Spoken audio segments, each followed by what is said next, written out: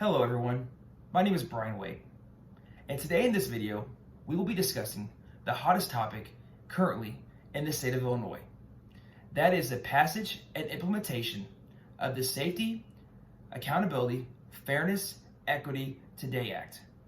This bill was passed in early 2021 and goes into effect January 1st of the new year 2023. What is in this bill that has some in rejoice and others outraged?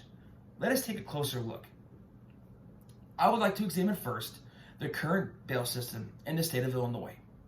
The current bail system, also known as the Pretrial Fairness Act, was passed in 1984.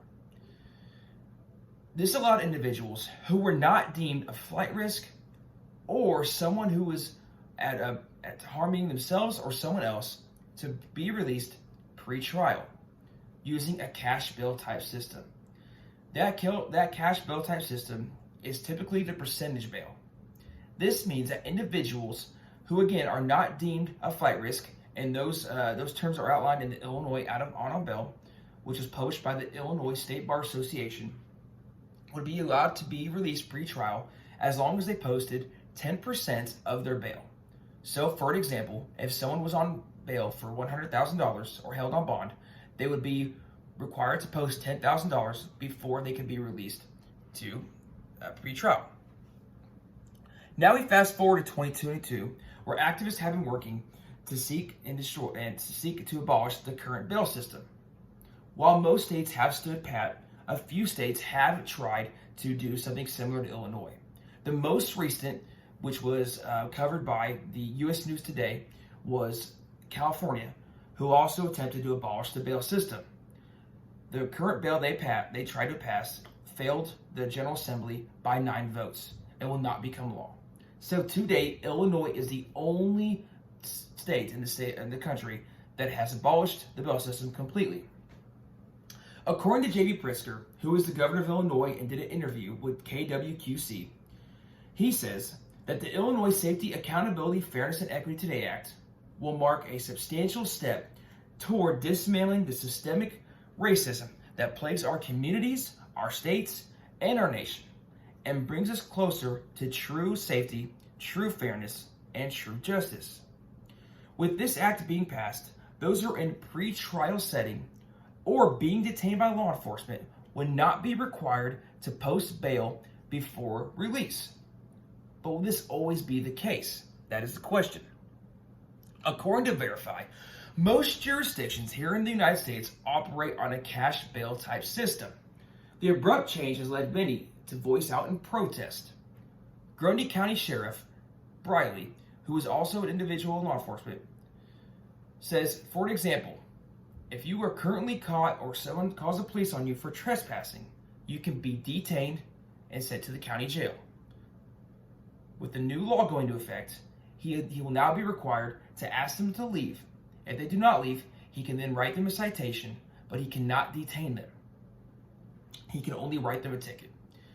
There's also the thought that other offenses, often more harmful, will fall into this category. This would include drug-induced homicide, arson, kidnapping, second-degree murder, at least according to Steve Ward of CBN.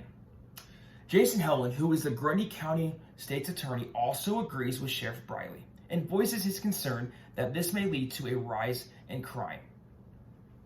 But not all agree that this is the case.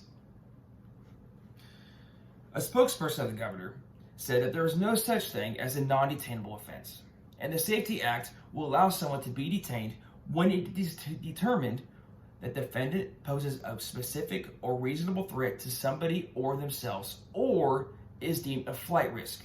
That is a person who would leave instead of coming to trial. This would require the prosecution to form a more robust argument to a judge why somebody should not be released pre-trial. Ben Rundle, who is a member of the ACLU, is one of those individuals who is in favor of this bill. He declares that many individuals suffer financial setbacks due to pretrial confinement. This would include losing your job or losing other aspects of revenue. Obviously, this could lead to an increased rate in poverty if not addressed. Robert Mardwick of the Chicago Tribune is also in favor of this. It's important to believe that judges will have a larger say in who is released pre-trial than what the public is being made out to believe. He also likes that it will require a more robust pre-trial hearing and believes the size of your bank account is what determines who get released under the current bail system, and those who may pose a threat to themselves or someone else, or even a flight risk, are still released pre-trial after posting bail. While bail is the biggest factor in this bill, there are a few other parts of it that the public should know about. Violations of pre-trial release will not result in immediate arrest, along with misdemeanors. It also allows judges the ability to issue a 48-hour notice if an individual were to miss their pre-trial meeting.